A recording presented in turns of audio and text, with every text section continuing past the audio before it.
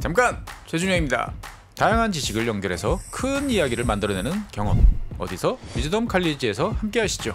네이버에서 위즈덤 칼리지를 검색하세요.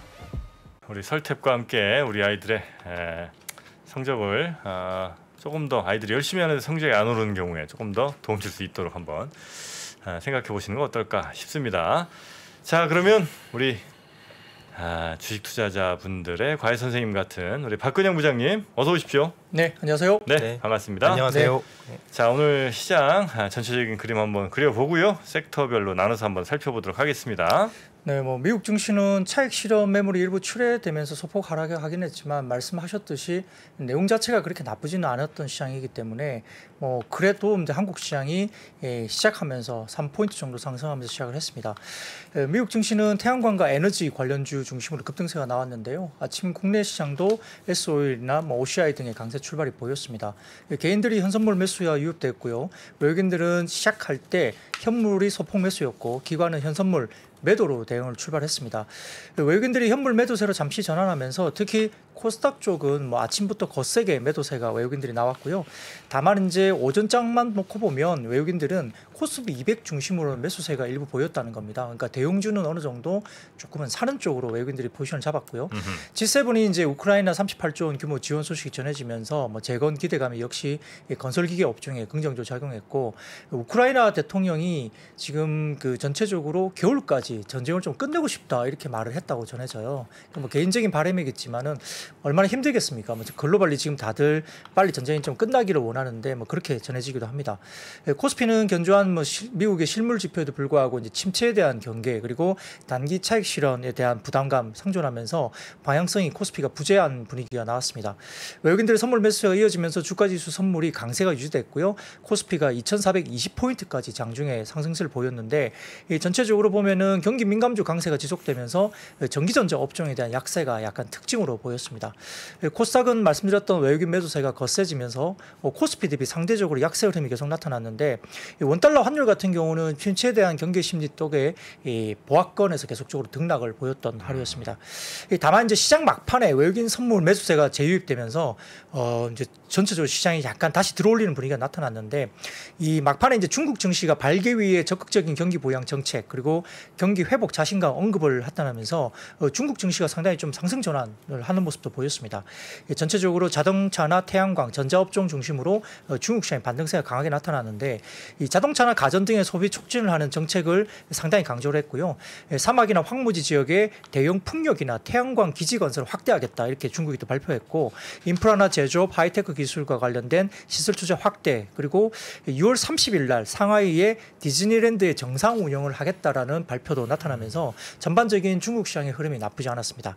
이에 주가지수 선물이 장중 고점을 돌파하면서 코스피가 장중 고가로 마감을 하면서 마감이 이제 그래도 나쁘지 않게 끝났고요. 네. 기계나 건설, 화학종의 강세가 보였고 그다음에 방산주도 강세가 뚜렷했습니다. 다만 전기가스업은 이제 한국전력 이슈 때문에 좀 빠졌고요. 전체적으로 하이브나 NC소프트 등 게임이나 미디어 주가는 상당히 좀 부진한 쪽으로 마무리됐습니다.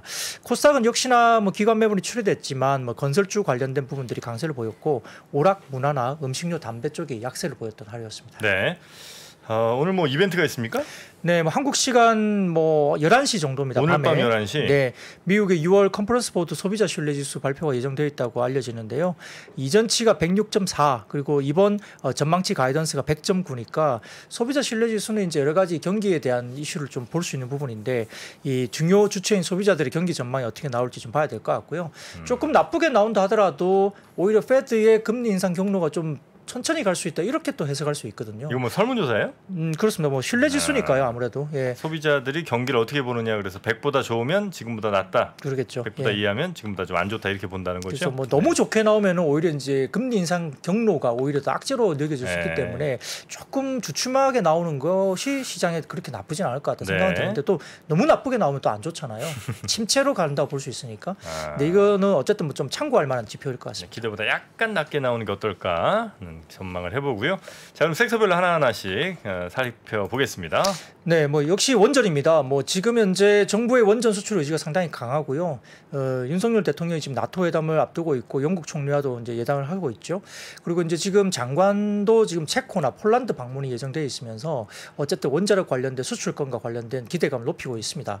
특히 이제 금일 원자력 ETF 관련된 두 종목이 상장했다라고 알려지면서 이와 관련된 이제 편입주들이 이제 상당히 좀 주목을 받았던 모습인데요.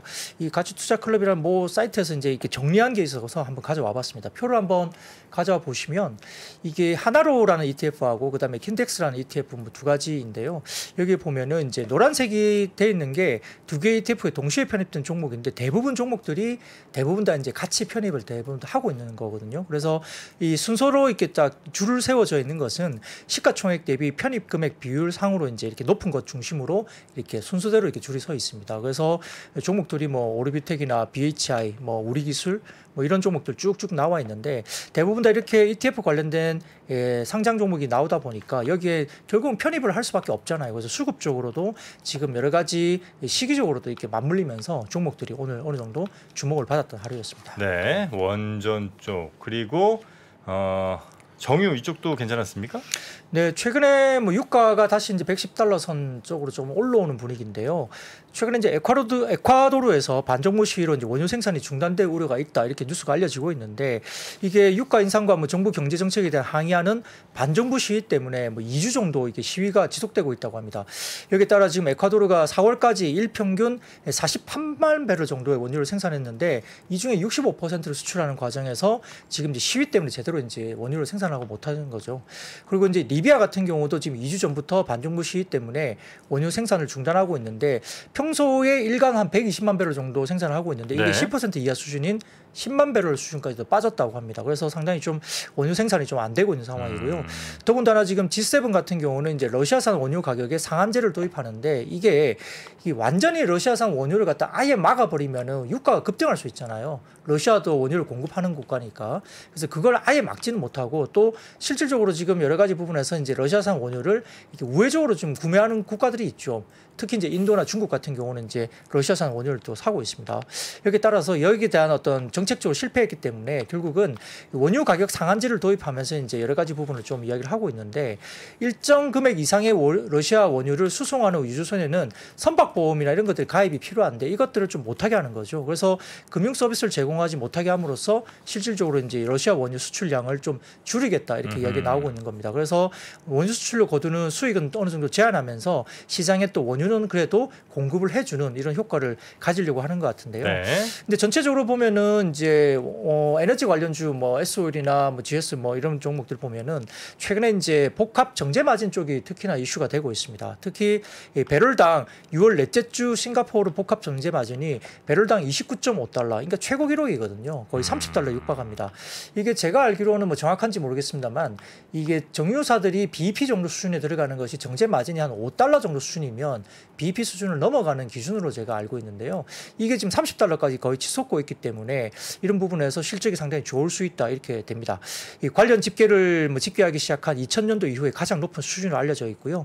신기록 행진을 계속적으로 지속하고 있기 때문에 그렇고 더군다나 최근에 이제 그 지난 18일 중국의 사나이에 시노팩의 이제 이지 관련된 쪽에 화재가 나타났기 때문에 정유 설비가 일간 한 23만 배럴 정도가 일시적으로 가동 중단을 했기 때문에 아마 7월 같은 경우에 중국이 석유 제품 수출을 굉장히 줄일 것으로 봅니다. 그래서 아시아 쪽도 굉장히 역내에서 타이트한 수급이 계속되고 있는 상황이어서 에너지 관련 쪽은 이제 좀 빠지기가 좀 쉽지 않다는 부분이고요.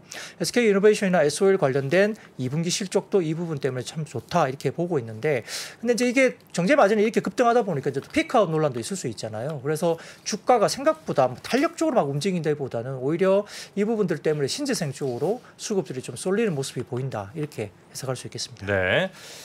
관련해서 저희가 잠시 후에 서병수 위원과 함께 LNG 관련된 이야기 좀 전해드리도록 하겠습니다.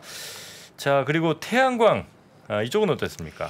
네, 뭐 역시 뭐 태양광 산업은 가장 지금 최근에도 핫하게 계속 뭐 반복적으로 언급이 되는 섹터인 것 같습니다. 그래서 EU 같은 경우에 2030년 재생에너지 비중 목표를 상향하는 법적 목표를 32%에서 40%로 신재생에너지 관련된 이제 법안을 이제 이야기를 하고 있는데 이게 결국은 향후에 40% 이상의 재생에너지를 목표를 충족하려면은 현재 재생에너지 시장 대비 2배 이상의 확대가 필요한 것으로 보입니다. 더군다나 지금 중국의 폴리실리콘 생산 시설도 상당히 좀 증설이 지연되면서 이 국내 폴리실리콘 생산업체 반사이익도 기대된다 이렇게 이야기가 되고 있는데 또 이제 수급 불균형이 또 있죠. 뭐 신장 지구의 여러 가지 부분에서 또 미국이 제재를 또 하고 있고 이래서 폴리실리콘 가격 강세 흐름이 지속되고 있습니다. 그래서 전체적으로 본다면은 OCI나 뭐 하나솔루션, 현대에너지솔루션, SDN 이런 종목들이 움직이는데요. 표를 하나 보여주시면 폴리실리콘 가격이 최근에 이제 어떻게 움직이는지 보여주는데 일간 단위로 보더라도 계속적으로 지금 폴리실리콘 강세가 이루어지고 있습니다. 지금 6월 28일까지 기준으로 보더라도 계단식으로 이제 가격이 어쨌든 올라가고 있고요. 그다음 표를 하나 보여주시면 지금 글로벌 총전력 생산량과 이제 발전 원별 설치량 예상인데 표를 보시면은 좀 편하게 오른쪽 표를 보시면은 전체적으로 2018년, 2030년, 50년까지 이제 올라가는 모습이 보이는데 이 중에 이 노란색으로 보이는 부분들이 이제 솔라이거든요. 태양광 쪽. 그래서 이제 발전 비중이 상당히 현저하게 이제 많은 포지션을 차지하고 있고, 푸르게 보이는 쪽이 이제 윈드, 이제 이게 풍력 쪽이죠. 네. 근데 풍력 쪽은 또 이제 설치 관련된 비용이 이 태양광보다 좀 높은 축에 속합니다. 그래서 태양광 쪽이 좀 더 강력하게 이제 캐파가 눈에 띄게 많이 증설을 하고 있는 거죠. 네. 그래서 이제 그 다음 표를 하나 보여주시면 이 글로벌 태양광 설치량 전망입니다. 이게 전부 보시면 뭐 연평균 성장률이 16.9% 상당히 기하급수적으로 계속적으로 늘 수밖에 없는 구조이기 때문에 2030년까지도 계속적으로 늘 수 있는 어떤 구조로 장기적으로도 일단 성장률이 있습니다. 그 다음 표를 보여주시면 이 태양광 관련해서 그러면 설치 단가 전망인데요. 이 시간이 갈수록 2020년도부터 쭉쭉쭉 내려갈수록 전반적인 흐름에서는 태양광 시스템 설치 단가가 또 내려가는 부분에서 이 가격적인 효율성도 상당히 괜찮다라고 분석되는 자료로 볼 수 있습니다. 폴리실리콘 가격이 이렇게 비싸지는데 어떻게 설치 단가가 낮아지는 거예요? 이게 뭐 전체적으로 보면은 뭐 폴리실리콘 가격도 뭐 이렇게 계속 치솟을지도 모르겠지만 설치를 하면서 효율성이라는 게 뭐 있는 것 같아요. 뭐 저도 이제 이것도 공부를 좀 더 해봐야 되는데 네네네. 모듈 가격이나 다른 가격도 또 있잖아요. 그러니까 네. 이제 이게 단가에서 모듈도 있고 뭐 EPC도 있고 여러 가지 단가가 이제 복합적으로 볼 수 있는데 네. 전체적으로 조금씩은 다 내려가는 분위기로 이렇게 이야기가 됩니다. 그래서 이게 전통적인 그 석탄 발전의 일과 관련해서 비교해 가지고 그 단가가 맞춰질 수 있는 뭐 이렇게 뭐 페리티라 그러나 뭐 그런 네. 부분들이 부분들이 또 이제 있는데 그게 어느 정도 좀 충족이 되니까 이쪽으로 태양광 쪽이 또 시설이 많이 되겠죠.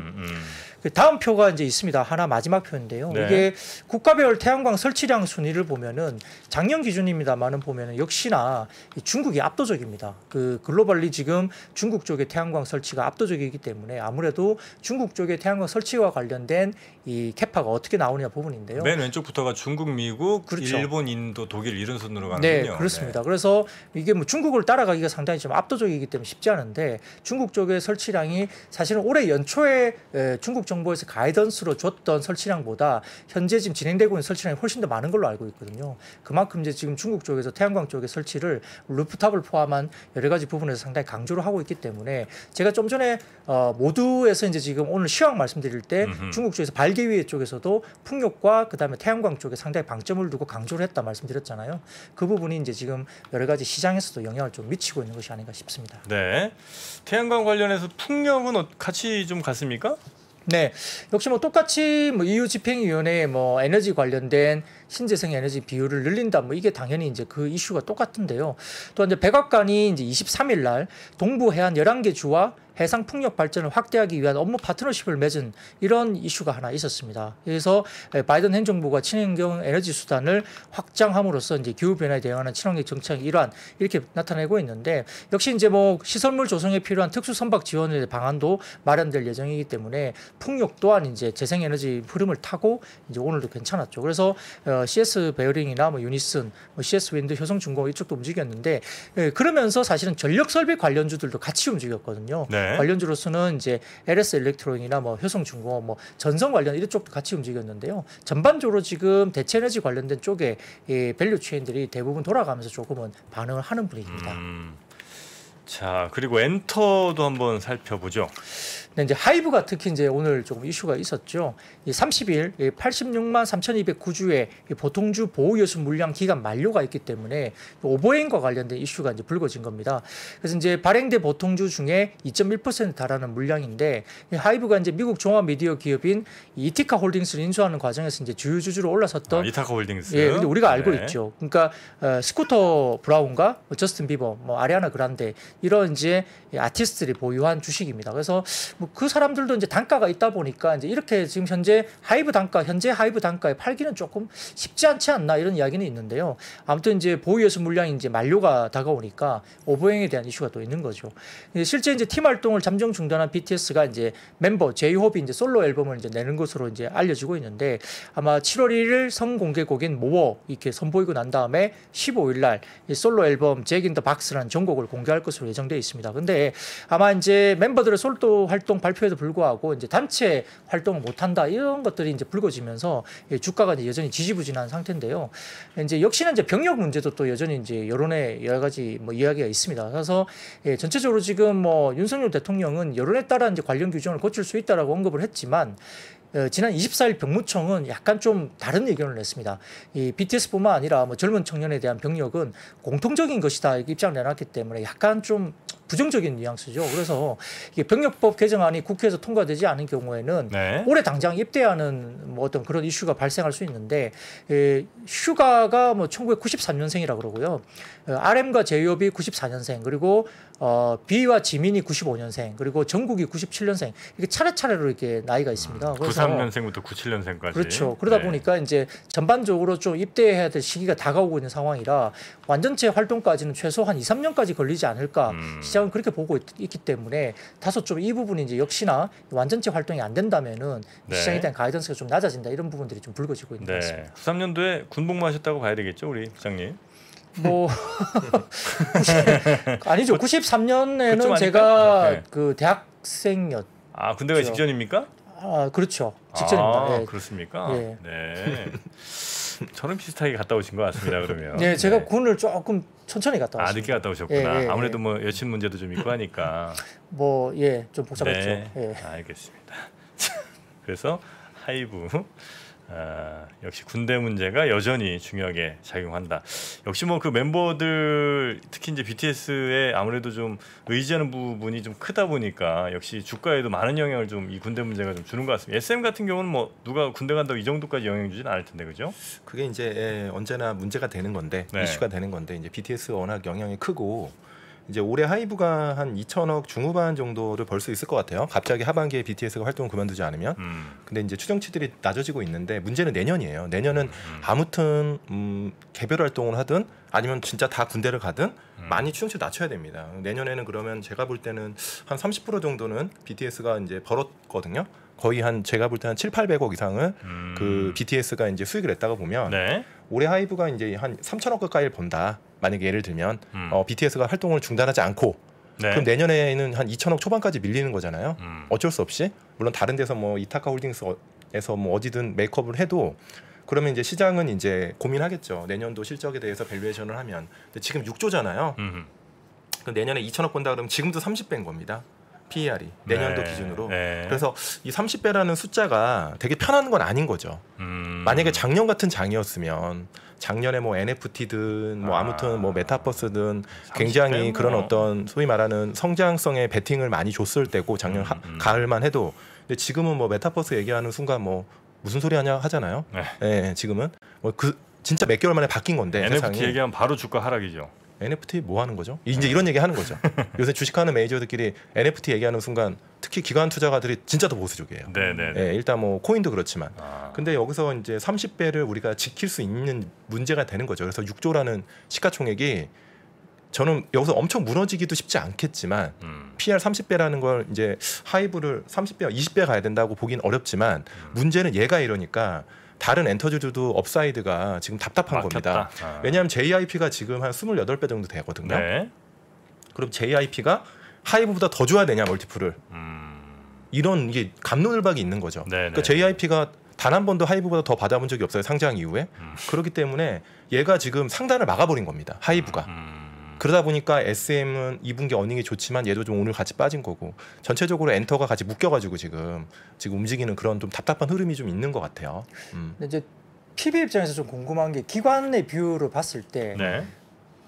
BTS가 단체 활동을 못 한다 했을 때 30배를 멀티플을 또 줄 수 있느냐 문제도 있잖아요. 과거에 고밸류를 하이브를. 충분히 줄 수 있는 어떤 하이브를. 그런 부분들이 그렇죠. 그 전체적으로 BTS의 어떤 영향력이라 봤을 때는 사실은 멀티플을 높게 줘도 그래 오케이 뭐 글로벌리 이만한 그룹이 있어라고 할 수 있지만 단체 활동을 못 했을 때 과연 기관의 뷰에서 30배의 어떤 멀티플도 지금도 줄 수 있는지 사실 저는 좀 궁금은 하거든요. 그러니까 이제 하이브가 매출이 한 1.45조 되는 회사니까 네. 다른 회사들 중에 이렇게 1조가 넘는 회사가 없잖아요. JYP 같은 경우도 뭐 매출 볼륨 자체가 이게 3분의 1 정도밖에 안 되고 그렇기 때문에 아무래도 이제 하이브가 대장주라는 어떤 인식이 있고 그러다 보니까 하이브를 기준으로 30배를 옛날에 50배였잖아요. 근데 지금 30배는 좀 지키고 싶은 것 같아요 시장에서. 근데 이제 그게 이제 과연 계속 지켜질지는 모르겠지만 또 그렇다고 하이브를 또 PR 20배 언더로 보내기에는 또 이제 우리가 BTS라는 그룹은 떠났지만 아예 BTS가 다시 안 돌아오는 건 아니니까 1년 6개월이라는 시간 그다음에 이제 BTS가 갖고 있는 컨텐츠 같은 경우는 여전히 매출로 잡히는 부분 제가 조금 희망적이게 얘기하면 그래서 너무 여기서 또 극단적으로 하이브를 5조 언더까지 밀기에도 빡빡하다. 그러니까 쟤는 이제 만약에 이제 쇼스라는 입장에서 보면 공매도하는 투자자들도 하이브를 5조 초반 가면 쉽지 않을 거예요. 여기서 밀기에는.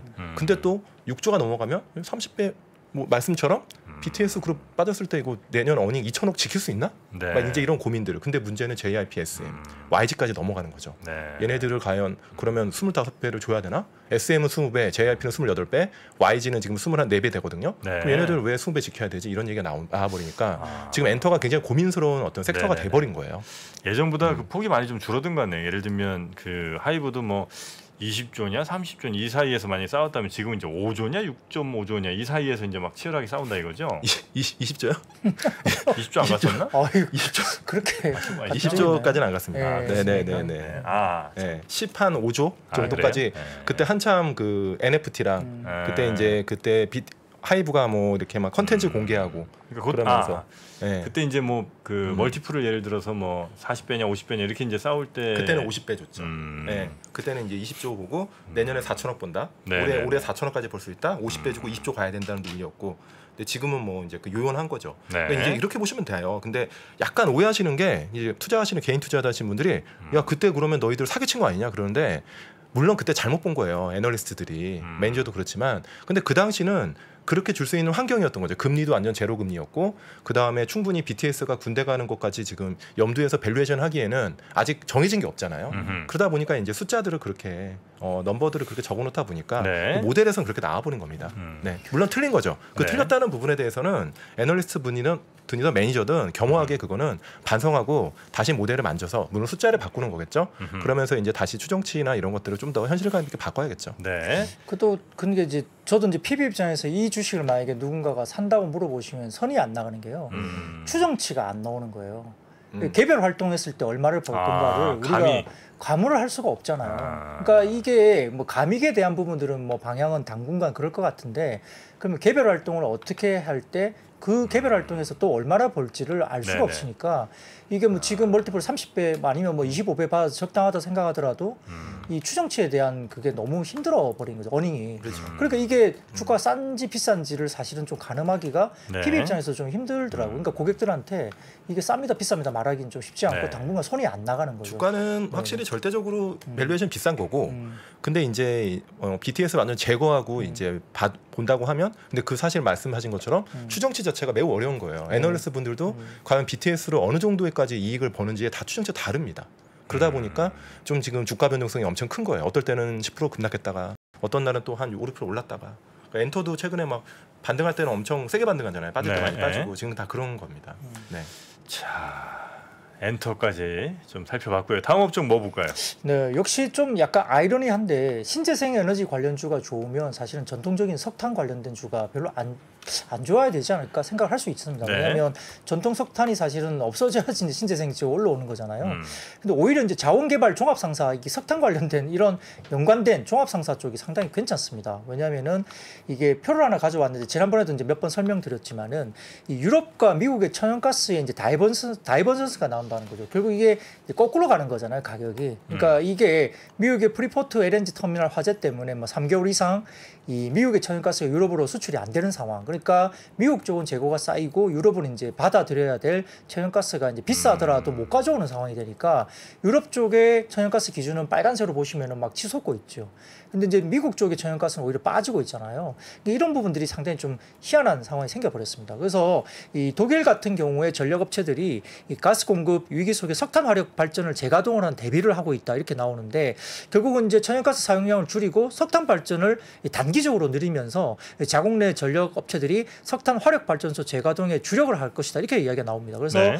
19일 날 독일 정부가 이제 가스 저장고 비축을 위해서 가스 소비를 줄이는 업체에 대한 인센티브를 또 주는 것도 있고요. 이 독일 재건은행인 KfW를 통해서 이제 추가 신용 확보를 위한 조치도 발표했습니다. 그래서 러시아의 노드스트림 1을 통한 그 가스 공급 축소 때문에 네. 11월까지 가스 저장고를 90%까지 채우기 위한 기존 목표 달성이 상당히 어렵다 이렇게 보고 있기 때문에 아마 경제부 장관도 그렇게 이야기를 독일 쪽에서 한 것 같아요. 그러면서 이제 프랑스도 또 넘어갑니다. 프랑스도 지난 3월 말 폐쇄했던 생아볼트 석탄 화력 발전소의 재개를 검토하고 있다 이렇게 이야기를 했고요. 내년 겨울에도 전력이 부족하면은 해당 발전소를 확대 가동하겠다 이렇게 이야기를 했거든요. 또한 이제 아시아 쪽도 여름철 전력 성수기를 맞이하면서 이제 석탄 가격이 역대 최고 수준까지 지금 석탄 가격이 급등하고 있습니다. 이 시장 조사 업체 IHS 마켓에 따르면은 격주 단위로 집계하는 호주 뉴캐스랑 석탄 현물 가격이 지난 24일 날 3.4% 상승했고요. 1톤당 402.5달러 기록하면서 아시아 지역 석탄 가격의 주요 지표니 가격이 400달러를 넘긴 것이 이번에 역대로 처음이라고 이야기를 하거든요. 그러니까 이제 아시아 쪽에 석탄 가격이 급등하고 있죠. 그래서 중국의 전력 수요도 되게 급증하고 있는데 전력 예비율이 벌써 뭐 10% 언더 9%대로 떨어졌다고 하거든요. 그래서 7월과 8월에 이제 매우 더워지면 블랙아웃에 대한 뭐 경고도 나올 수 있다 이렇게 이야기 나오고 있기 때문에 이게 자원 개발을 하는 종합 상사들 뭐 이런 네. 부분들이 이제 부각이 되면서 GS 글로벌이나 뭐 KPF, LX 인터내셔널, 포스코 인터내셔널, SI 리소스 이런 종목들이 또 주목을 같이 받았습니다. 그러니까 이제 이런 게 있어요. 이게 지금 아까 이제 화석연료, 가스 이런 거 막 말씀하시잖아요. 요즘 많이. 근데 이제 그런 말씀하십니다. 그 투자에 있어서 가장 그 저는 좀 뭐랄까 하지 말아야 될 것들이 이분법적 사고거든요. 그러니까 이제 우리가 되게 입체적이고 종합적으로 생각을 하는 게 되게 중요한데 네. 그 지금 봐요. 우리가 신재생은 아무튼 가야 되는 길이에요. 그건 단순히 기후 변화가 글로벌리 있지만 지금 아무튼 전쟁 때문에 또 촉발된 게 있고 유럽의 전기료는 지금 거의 4배 정도 올랐고 2020년 대비. 그러면 신재생은 가. 그럼 화석연료는 끝났을까? 이렇게 예분법적으로 보지 말고 둘 다 지금은 공존할 수밖에 없는 구간인 거죠. 그렇기 때문에 이런 얘기 합니다. 1970년도 때 이제 저도 이제 어디서 기사에서 본 것 같은데 그때 이제 사우디 어떤 장관, 재무장관인가 누가 이런 얘기해요. 화석연료의 종말은 석유가 없어져서가 아니다. 예. 우리가 이제 옛날에 석기시대 때 석기시대 종말이 돌이 없어서 종말한 거 아니잖아요. 그렇기 때문에 새로운 뭔가 그렇죠. 새로운 기술 네. 개발 때문에 바뀌는 거니까 신재생과 그 소위 말하는 화석연료와 이런 부분들이 공존할 수 있다는 사고를 하시면서 저는 투자하는 게 수익률에 도움 된다고 저 말씀드리고 싶어요. 그래서 우리가 사실 정유주가 엄청 그 뜨거운 감자인데 지금 엄청 시장에서도 정유주가 네. 극과 극입니다. 지금 엄청 갈려요. 그래서 정유주가 아주 일시적으로 좋아지는 그런 구간이고 이제 정유주의 시대는 끝났다고 보시는 분도 있고 이제 정유주의 이 어닝이 당분간 지속된다고 보는 뷰가 엄청 갈리는데 저는 너무 극단적으로 신재생도 굉장히 계속 스타디하고 주가 퍼포먼스가 좋을 것 같지만 정유주도 계속 이런 어떤 화석연료 관련 종목들도 계속 지금 봐야 되는 그런 구간이 아닌가. 그래서 지금은 좀 그런 공존할 수 있는 그런 구간으로 좀 보고 있습니다. 네. 그렇다고 그 공존이 아주 길지는 않겠죠. 뭐 어떤 승자가 뭐 나오지 않겠습니까? 다음 세대로. 이거는 승자 패자의 개념은 아닌 것 같아요. 아 그래요? 왜냐하면 모든 그 이 화석연료를 대체해서 신재생으로 바로 가기에는 굉장히 시간이 많이 걸린다는 거죠. 우리가 태양광을 2010년 초반부터 그때 태양광에 투자를 많이 하고 했지만 그리드 페러티가 지금 이제 10년이 넘었거든요. 근데 지금 이제 그리드 페러티 달성할까 말까입니다. 태양광은 풍력은 아직도 멀었습니다. 네. 네, 그만큼 신재생이 가야 될 길이지만 아직 멀다. 네, 멀고 험악 길다. 그리고 전기차도 우리가 언제부터 얘기했죠? 저는 2007년도부터 전기차 얘기 들었거든요. 지금 2021년도부터 거의 지금 개화된 거잖아요. 한 15년 걸린 거죠. 네. 그만큼 시간이 길게 걸리기 때문에 너무 극단적으로 이건 끝났어. 이건 돼라는 사고보다는 공존할 수 있다는 생각을 하시는 게 좀 더 낫지 않을까. 이제 전기차부터 보면 유럽에 뭐 몇 년도부터는 이제 내연기관차 못 만들고 못 팔게 한다 뭐 그런 네, 발표가 그렇죠. 나왔잖아요 유럽에서. 근데 이제 뭐 독일이나 일부 이제 국가들은 그거 안 된다. 내연기관차 그대로 해야 된다. 반발도 하고 있지 않습니까? 그러니까 말씀하신 게 공존의 개념이 맞는 거 같고 전기차 가니까 내연기관은 뭐 이제는 절대 안 될 거야. 그것도 사실은 단기적으로는 맞지 않을 수도 있는 것 같아요. 예. 자, 그리고 다음 섹터는 뭐 볼까요? 네, 이제 종목 중에 이제 하나가 좀 특이한 종목이 하나 있어요. 연우라는 회사입니다. 이 연우는 이제 우리가 잘 알고 있는 화장품 용기를 만드는 회사잖아요. 예. 한국 콜마가 이제 연우를 이제 인수하겠다 이렇게 했는데 이게 공정위에서 연우에 대한 인수를 승인했습니다. 그 경쟁 제한 우려가 굉장히 적기 때문에 일단 승인 조치가 취했고요. 콜마가 그럼 연우를 인수하게 되는 거예요? 그렇죠. 예, 연기 제조업체 연우 지분을 55% 취득을 하게 되는데 아무래도 이제 뭐 콜마는 이제 제조를 이제 ODM 많이 하잖아요. 그러니까 이제 용기 업체를 인수하게 되면서 이제 여러 가지 시너지가 있겠다고 생각한 거죠. 이 화장품 용기 시장에는 약 25개 이상의 용기를 만드는 사업자가 이제 국내에 있다고 알려집니다. 표를 하나 가져왔는데 쉽게 표현이 됩니다. 지금 표를 보여주시면 이 한국 콜마가 이제 전체 시장에서 한 15% 정도 하고 있는 회사고 코스맥스가 이제 한 25% 정도 하고 있다고 해요. 코스맥스가 더 크군요. 제일 큽니다. 예, 그래서 코스맥스가 크고 콜마도 이제 15% 정도 많이 하고 있는 회사인데 그 외에도 뭐 코스메카 코리아나 뭐 CNF 이런 종목들이 이제 쭉쭉 있죠. 그래서 저희가 화장품 만드는 회사. 그렇죠. 네. 경쟁 사업체들이 쭉 있습니다. 근데 위쪽을 보면 이제 연우가 이제 전체적으로 용기 중에서도 한 25% 내외의 마켓쉐어를 갖고 있는 거죠. 꽤 큰 굉장히 큰 회사입니다. 제일 큰 회사죠. 근데 이제 두 번째로 이제 펌텍 코리아라고 있습니다. 저는 이제 펌텍 코리아도 이제 탐방도 갔다 왔는데 이 회사가 이제 탐방을 제가 갔을 때 이유는 이제 최근에 모다모다 샴푸라고 있었잖아요. 네. 샴푸를 하면 이제 머리에 새치가 약간 염색이 되는 네. 뭐 그런 샴푸 때문에 이제 제가 갔다 왔는데 이 회사가 그 펌핑 기술을 갖고 있습니다. 그래서 이게 예전에 이제 화학적으로 이렇게 감으면 이렇게 그 뭐죠 염색이 되는 이제 그게 있는데 그게 이제 펌핑 기술이 없으면 그러니까 이게 공기에 노출되면서 이게 변한대요. 그래서 그걸 이제 딱 막아주는 이게 펌핑, 이 꾹꾹꾹 눌리는 펌핑인데 이게 삼중과 뭐 밀폐 기술이 있는데 그게 이게 필요하군요. 특허라고 합니다. 이게 그게 개발이 안 돼가지고 화학적으로는 가능한데 물건으로 내놨을 때 이제 한두 번 쓰고 나면 그게 이제 공기가 유입되니까 안에 내용물이 변하니까 이제 현실적으로 안 된 거죠. 근데 이제 펌텍 코리아가 이제 그 펌핑 기술을 특허를 내면서 그게 완성이 되면서 이제 모다모다 샴푸가 나온 거고 최근에 이제 뭐 LG나 다른 회사들이 이제 그런 비슷한 걸 하고 있는데 펌텍 코리아가 이제 모다모다 쪽에 이제 그 펌핑을 이제 제공을 했던 측이라 이제 제가 한번 탐방을 갔다 오면서 좀 확인한 적이 있는데 뭐 네. 그 회사가 이제 10% 정도 내외 정도입니다. 그래서 전반적으로 이제 펌텍 코리아 뭐 삼화 여기도 10% 내외 그리고 달인 이런 회사도 이제 5% 내외에 있는데 전반적으로 이제 한국 콜마가 연우를 인수한다 하더라도 이 경쟁 업체에 대한 여러 가지 뭐 어려움 이런 것들이 별로 크지 않을 것 같다.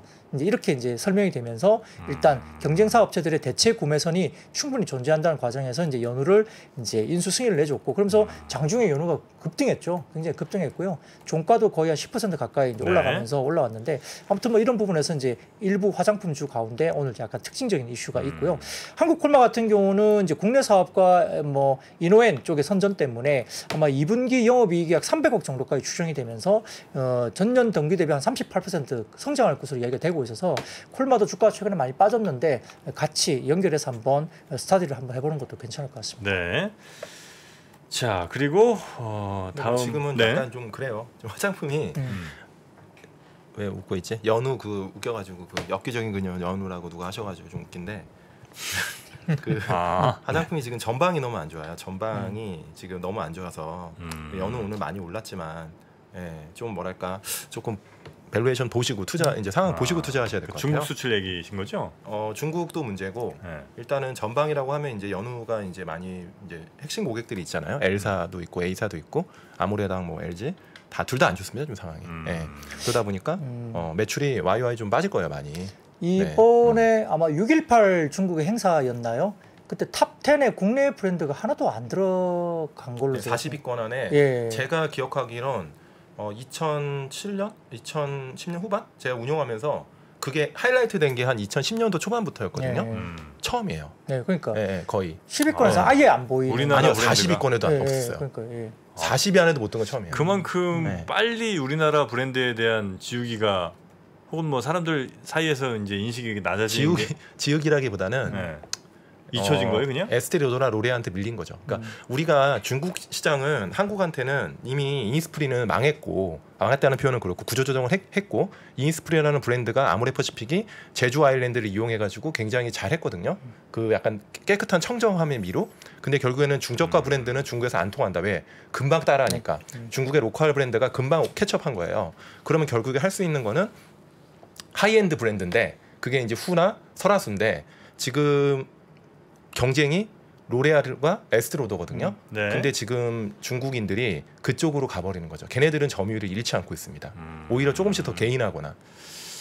그런데 이제 문제죠. 그러니까 한국은 점유율을 계속 잃고 있다는 거죠. 어쨌든 이제 중국 소비자들 가운데도 어느 정도 소비 구매력 있는 사람들은 그런 브랜드로 가고 또 중저가를 또 원하는 사람들은 중국 로컬 브랜드를 사고 이런 식으로 되는 거죠. 나눠지는군요. 그리고 중국에서도 지금 하이엔드 브랜드를 엄청 키우고 있고 그러다 보니까 지금 약간 한국 화장품 회사들이 살 자리가 없네. 넛크래커 같이 돼버린 그렇죠. 거죠. 그러니까 연우 같은 경우는 L사하고 A사 아무래 쪽의 매출 비중이 한 25에서 30% 정도 매출 비중이 각각 되는 걸로 제가 들어본 적이 있거든요. 그러니까 이제 아모레퍼시픽하고 LG생활건강이 제대로 많이 못 팔면 연우 같은 경우는 상당히 좀 일단 매출 타격은 있을 수밖에 없다 보이는 거고요.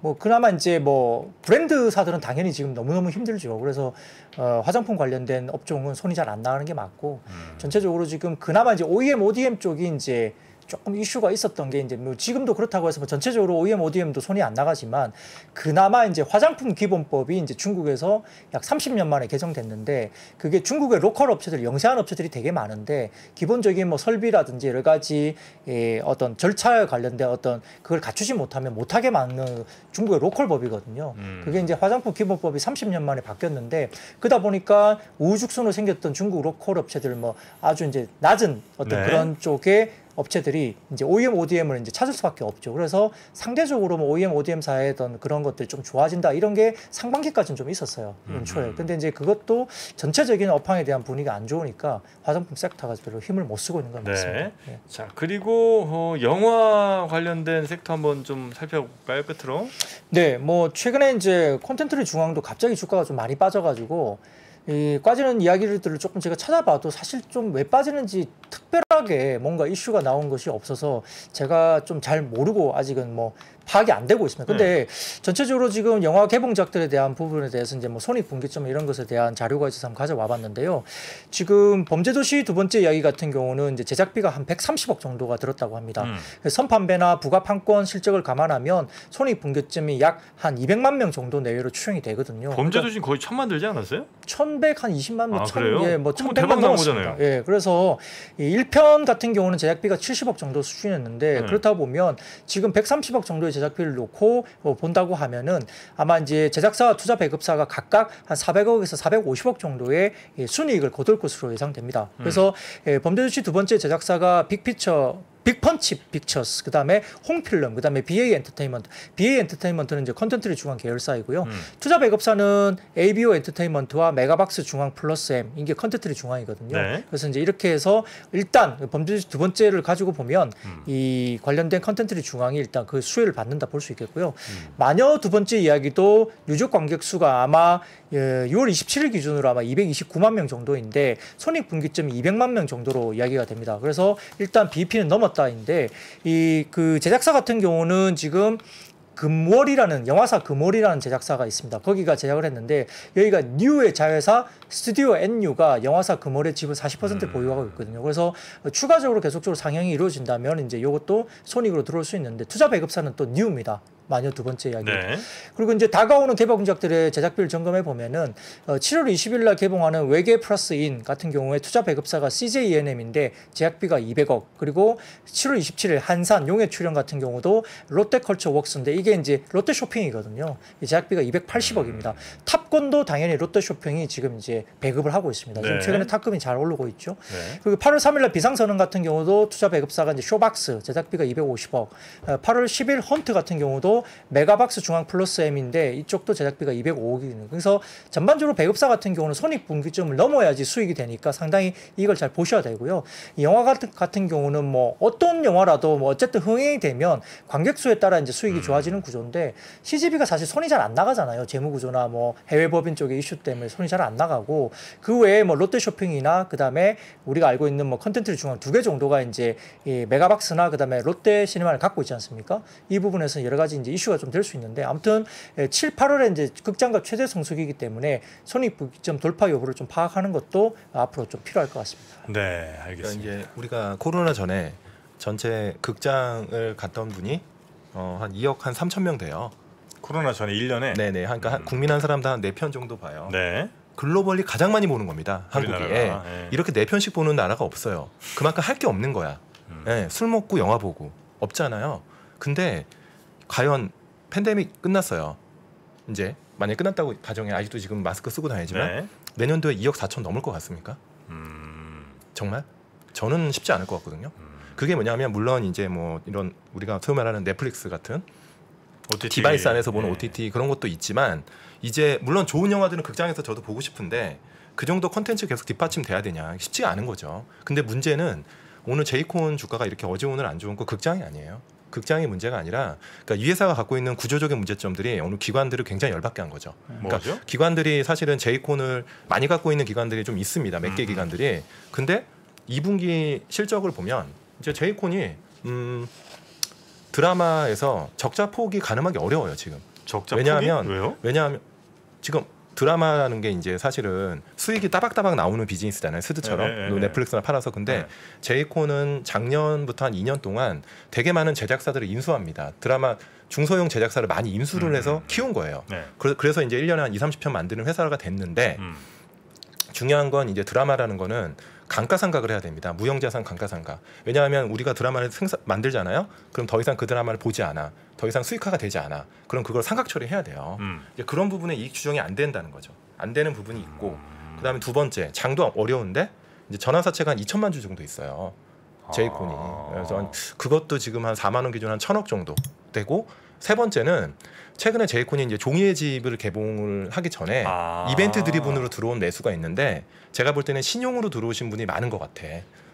종이의 집이 제이콘이에요? 네. 네. 그래서 그런 이벤트 우리가 이제 드라마가 개봉하기 전에 들어갔다가 차익 실현하고 이런 트레이딩을 하는데 보니까 신용 잔고가 매우 높더라고요. 그러다 보니까 다들 누가 사주기만 바라고 있는 거죠. 딱 이거 들고 있다가 야 누가 사줘. 아무도 안 사주는 거지. 누가 사줍니까 요즘에. 종이의 집 어차피 재미도 없는데. 별로 아니 그 종이의 집이 굉장히 평이 안 좋더라고요. 평은 좀 뭐 조금 부정적인 게 네, 많더라고요. 원작 대비 못한다. 근데 뭐 그건 상대적인 거니까 그 얘기 하기는 그렇고 여러 가지 지금 악재들이 다 겹쳐버린 겁니다. 그래서 오늘 제이콘은 짜증 섞인 매물이 어제 오늘 많았다. 이렇게 좀 이해하시면 될 것 같아요. 네, 알겠습니다. 하여튼 뭐 영화 콘텐츠 섹터까지 우리 박근영 부장님과 함께 쭉 살펴봤고요. 내일도 우리 박근영 부장님은 또 나오시는 거죠? 네. 네, 알겠습니다. 우리 박근영 부장님과 함께 내일 저녁에 다시 한번 장 정리하는 시간 갖도록 하겠습니다. 오늘도 섹터별로 열심히 준비해 주신 우리 IBK 투자증권의 박근영 부장님 대단히 고맙습니다. 네, 화이팅 하십시오. 네, 고맙습니다. 고맙습니다. 네. 네. 미국, 중국, 러시아 이런 나라들의 움직임에 대해서는 관심이 어느 정도 생겼는데 거기에서 우리는 과연 뭘까? 우리는 체스판의 말이 아니다라는 생각을 좀 해야 좋겠어요. 어떻게 생각하세요? 우리 편 누굴까를 좀 더 고민할 수 있지 않을까 싶어요.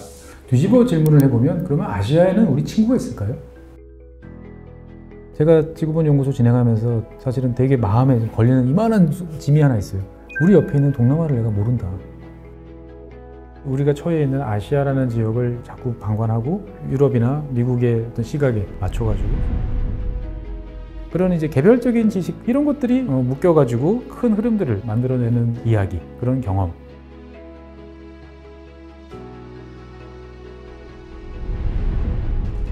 작고 잡다한 지식이라도 그것들을 절대 무시하지 말라. 나는 그건 되게 긍정적이고 그런 지식들을 연결해서 말 그대로 위즈덤이잖아요. 정말 현명해지고 뭔가 남들하고는 좀 차별화된 그러한 관점 그리고 그러한 비전